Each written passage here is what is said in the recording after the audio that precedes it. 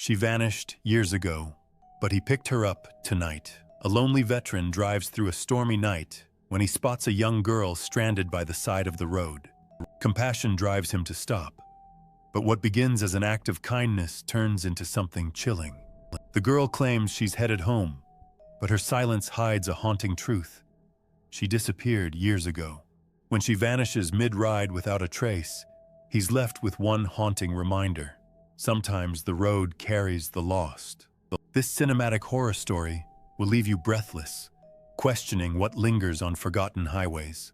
Hitchhiker horror story, scary hitchhiker story, ghost hitchhiker legend, haunted road story, creepy horror narration, scary story ghost, urban legend hitchhiker, horror storytelling, cinematic horror story, scary narration, YouTube, ghost passenger story, horror ghost story, suspenseful narration, mystery hitchhiker ghost, chilling horror tale, veteran haunted story, scary story time, creepy urban legend evil.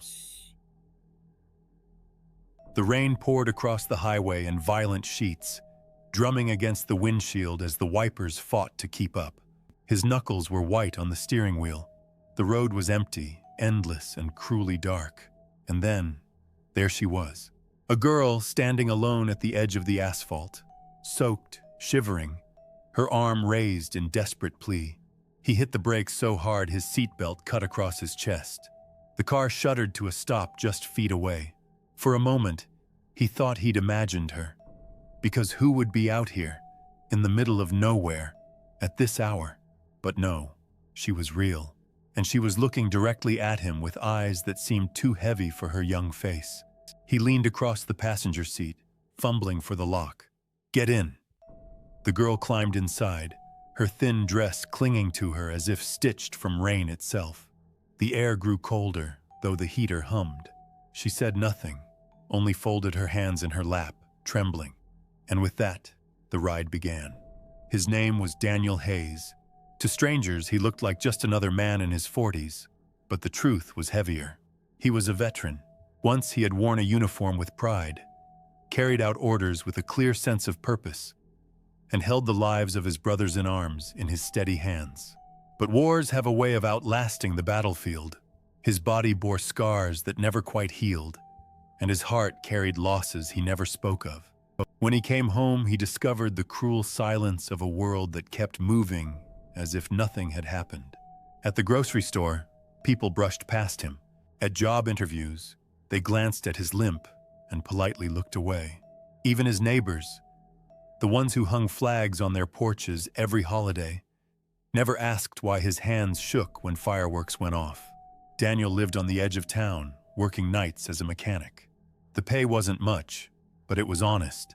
He had no family waiting at home, only a small dog that wagged its tail no matter how late he returned. In that silence, he'd learned to live with dignity. The world rarely saw him, but he saw everything. And tonight, on this lonely road, he saw her. The girl looked no older than 20. Her hair was plastered against her cheeks, her lips pale from the cold. Daniel tried to make conversation, asking where she was headed, but she barely whispered. "Home." Something about her unsettled him. Not fear. He'd known fear, real fear, the kind that pressed down on your lungs until you couldn't breathe. No, this was different. It was sorrow, threaded through her voice like smoke. He stole glances at her as the miles slid by.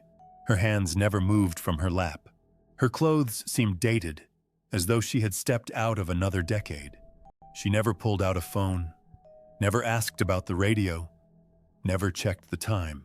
She only stared at the road, her eyes unblinking, as though she knew it all by heart. And Daniel, seasoned in reading faces, noticed something else. She wasn't just cold. She was grieving. Daniel's chest tightened. Once, years ago, he had carried another young woman in his arms. A medic's frantic orders still rang in his memory, but no matter how he pressed down, how he whispered promises, the life had slipped away. He had written letters home for fallen brothers, stood graveside in dress uniform, and stared at mothers whose eyes asked why it had to be their child. He thought of that now, as the girl beside him trembled silently. He didn't ask questions. Sometimes, the greatest act of respect was letting silence hold the story. But the silence began to twist. The heater no longer warmed the cabin. A chill spread, crawling up his arms, gnawing at the back of his neck. He glanced at the dashboard. Everything read normal. Yet the temperature felt wrong. Still, he pressed on. They passed a faded gas station. The lights flickered as if struggling against the storm. Daniel slowed, offered to stop for her, but she shook her head quickly. Too quickly. Her voice was a whisper. "Just keep driving." Something in the way she said it made his pulse quicken. He returned his eyes to the road, but the back of his mind began to stir with questions. Who was she? Why was she out here? And why did her presence feel so heavy, as though the air itself resisted her being? He thought about asking again, but then he remembered the looks he used to get. The stares when he tried to explain his nightmares. The way people shifted uncomfortably, eager to change the subject. And so he said nothing. His silence became his shield, just as it had always been. The rain eased, leaving only the hiss of tires on wet pavement. The moon slipped from behind clouds, pale and ghost-like. Daniel noticed her reflection in the window. Her face looked even younger there, almost childlike. And then, for just a second, he saw something impossible. Her reflection smiled, but her real face did not. Daniel's throat tightened. He told himself it was fatigue, a trick of the light. But when he looked back, she was watching him.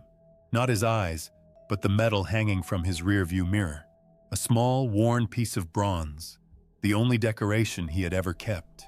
She lifted her hand, touched it gently with her fingertips, though she never leaned forward.